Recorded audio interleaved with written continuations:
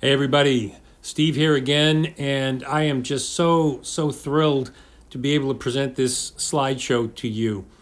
My two favorite drummers of all time, Buddy Rich, and there's a great shot of him in action, and Louie Bellson, another beautiful shot of Louie. Both at this time were playing Rogers, and I have the privilege of having both of their Rogers Dynasonic snare drums. The one on the left is Buddy's drum, and that was from right around 1965. And the one on the right is Louie's drum, as you'll see here shortly. And it is just amazing to be able to have both of these drums here in my possession. It's just incredible. I don't know what else to say. Both of these drums sound incredible. Buddy's drum is an earlier drum with serial number 8010, and Louie's drum is a serial number in the 14,000s, so it's a later drum. And there are some slight differences between the two because Buddy's is earlier, so it therefore has the proper clock face strainer, and Louie's being later has a straight side strainer. Of course, both of these were made specifically for these guys, so they did not want tone controls in their drums, and neither one of these drums has a tone control, and it wasn't drilled for one. Buddy's drum has the fruitwood interior, and Louie's has the later maple with clear coat lacquer. However, Buddy's drum was very, very special, and you can see that it says, "I give this fine drum to Irv Kluger as a friend who taught me to read," signed by Buddy Rich. More about that soon. We also have a letter here from Irv's widow, and also some documentation here about Irv, talking about Buddy. That all goes with the drum. The Louie Bellson Dyna is mine personally, and came with this particular set, which I'll give you a little bit more information about later.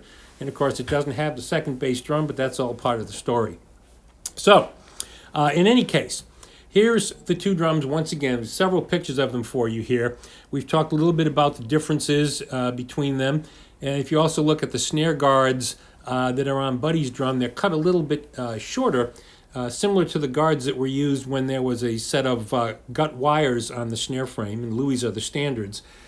This is just a beautiful, beautiful example of the fine Rogers craftsmanship, and of course, the stories that these drums could tell. One being Buddy's and one being Louie's. It's just incredible.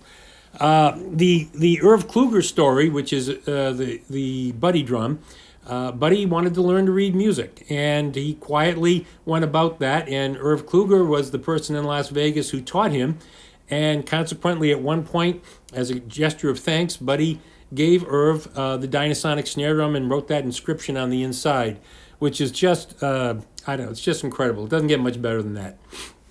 And of course, Louie's drum, the drum on the right, is a drum that I obtained with the kit that I showed you in the earlier photos.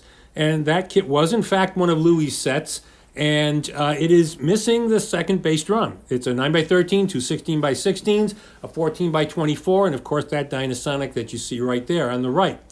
The second bass drum, it's an interesting little story. The person who had this kit had it for about 35 years, and we asked, "Where's the second bass drum?" He said, "Oh, somebody down the street needed a bass drum about 10 years ago. I sold it to some kid." So there's only one bass drum with that particular set.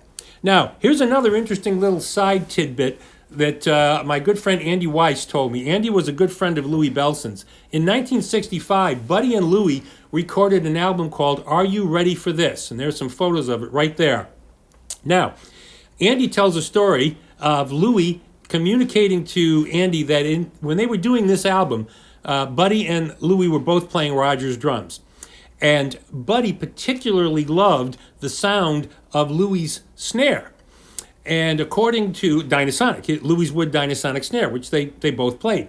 At this particular time, Louie then loaned his snare to Buddy because Buddy loved it so much, and that's the kind of guy that Louie was. Well, Louie never got the drum back. So, for all we know, this drum that Buddy had that he subsequently gave to Irv Kluger could have originally come from Louie Bellson to Buddy.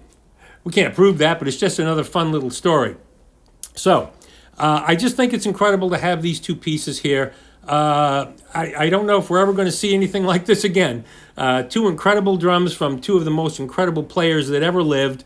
I just wish I could have been at all the performances that took place with these instruments. I just think it's fantastic. So we hope that that you enjoy this little collage of pictures here, and maybe look into some of the videos that are up on YouTube for Buddy Rich and Louie Bellson and see what masters they were of these particular instruments. So we hope you've enjoyed this, and if you need anything, you can always reach me at vintagedrums@aol.com. Thanks.